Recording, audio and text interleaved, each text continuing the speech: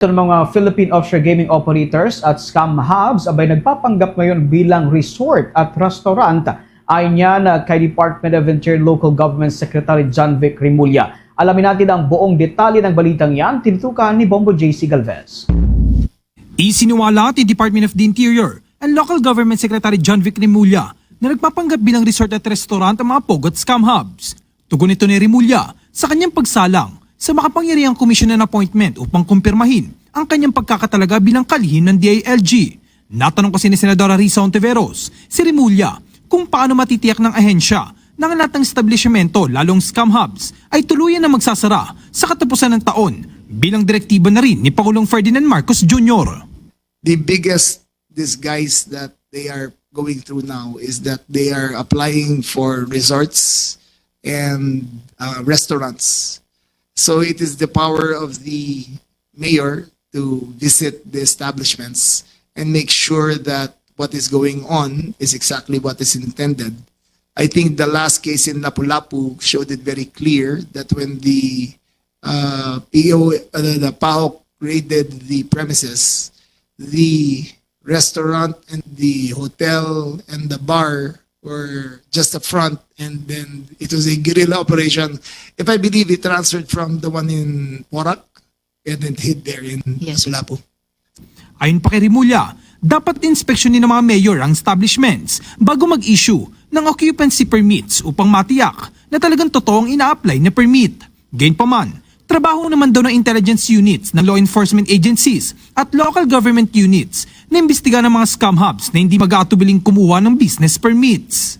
That's a function of intelligence, and that's a function of the special units of the Philippine National Police and the NBI to pursue and to investigate and to prosecute them.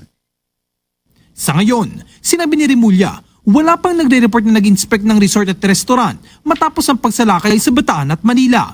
Wala rin eksaktong impormasyon ng kalihim kung ilan na ang nag-apply ng POGO bilang resort o restaurant. Gayunpaman, magpapalabas si Remulla ng memorandum circular para paalalahanan ang mga alkalde sa kanilang mandato na inspeksyonin ng mga business establishment. We have no concrete information about that yet. Kasi the process goes that of the 100 plus na permits na in-issue na legal ng PAGCOR, we will inspect all the 100 plus from December 15 up to December 31 to make sure they are closed. And then we will determine kung ano nasaan na yung mga illegal at saan sila pumunta. Wala pa. As of this time, in the last 2.5 weeks since the raids in Bataan and in Manila, wala pang nagre-report. A memorandum circular urging them to inspect all these establishments.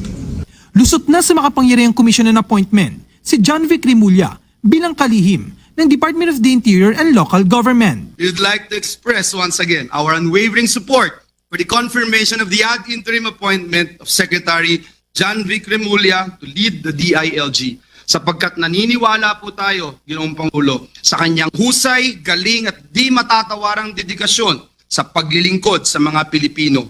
Mamamayagpag po ang DILG sa pagbibigay ng dekalidad na serbisyo sa bayan. Is there any objection? Hearing none, the Commission hereby confirms the ad interim appointment of Mr. Juanito Victor Katibayan Remulla as Secretary, Department of Interior and Local Government. Congratulations, Secretary. Para sa Bombo Network News, ako si Bombo JC Galvez nag-uulat para sa number 1 and most trusted radio network in the country, Bombo Radio Philippines, Basta Radio. Bombo!